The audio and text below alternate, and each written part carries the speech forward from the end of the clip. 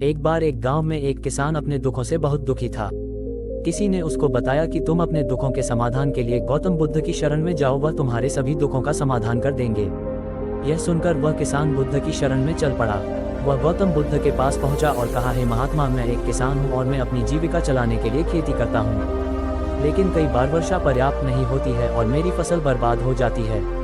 किसान ने आगे कहा, मैं विवाहित हूँ, मेरी पत्नी मेरा ख्याल रखती है और मैं उससे प्रेम करता हूँ, लेकिन कभी कभी वह मुझे परेशान करती है, जिससे मुझे लगता है कि मैं उससे उकता गया हूँ और मुझे लगता है कि अगर वह मेरे जीवन में नहीं होती तो कितना अच्छा होता।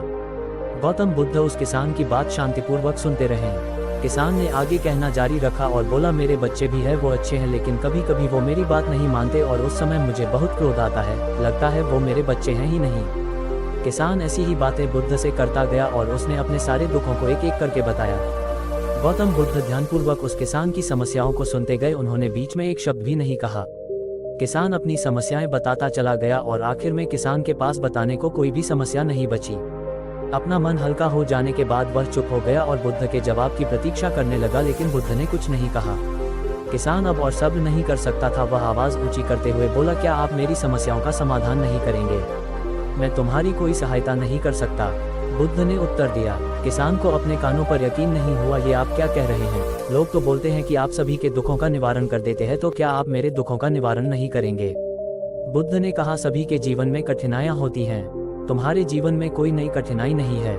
ये कठिनाइयां तो सभी के जीवन में आती जाती हैं। कभी मनुष्य सुखी होता है तो कभी दुखी, कभी उसे पराये अपने लगते हैं और कभी उसे अपने लोग पराये लगने लगते हैं।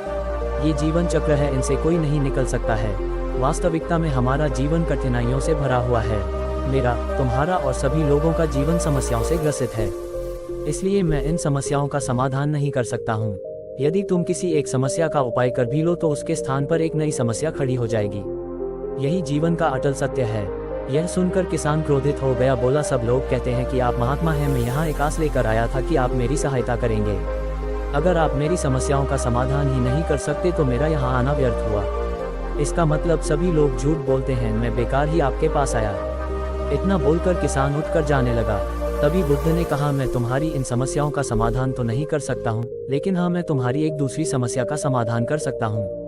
किसान ने आश्चर्य से कहा, इन समस्याओं के अलावा दूसरी समस्या, भला वह कौन सी समस्या है?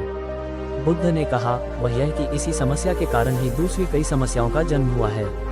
तुम इस बात को स्वीकार कर लो कि सभी के जीवन में समस्याएं होती हैं, कठिनाइयां होती हैं। तुम सोचते हो कि तुम इस दुनिया में सबसे ज्यादा दुखी हो और तुम्हारे जितना कोई और दुखी नहीं है। तुम अपने आसपास देखो, क्या वो लोग तुमसे कम दुखी हैं? तुम्हें अपना दुख बड़ा लगता है, लेकिन जो लोग तुम्हारे आसपास रहते हैं उनको उनका दुख बड़ा लगता है। इस दुनिया में सभी को अपना दुख बड़ा लगता है, चाहे दुख छोटा हो या फिर बड़ा हो, लेकिन वह जिसके साथ घट रहा है उसके लिए वह दुख बड़ा प्रतीत होता है। अगर तुम ध्यानपूर्वक देखोगे तो समझ जाओगे कि यह जीवन सुख दुख से भरा हुआ है। इसको तुम कभी नहीं बदल सकते हो, लेकिन हाँ, तुम सुख दुख से ऊपर अवश्य उठ सकते हो। यह तुम्हारे लिए संभव है। सुख और दुख को हम आने से रोक नहीं सकते हैं, लेकिन सुख और दुख का हम पर कोई प्रभाव न पड़े ऐसी व्यवस्था हम कर सकते हैं। और इसकी शुरुआत इस तथ्य को समझने के साथ शुरू होती है कि हम कुछ भी कर लें, जीवन में सुख दुख आने ही आने हैं, लेकिन हमें उनसे विचलित नहीं होना चाहिए।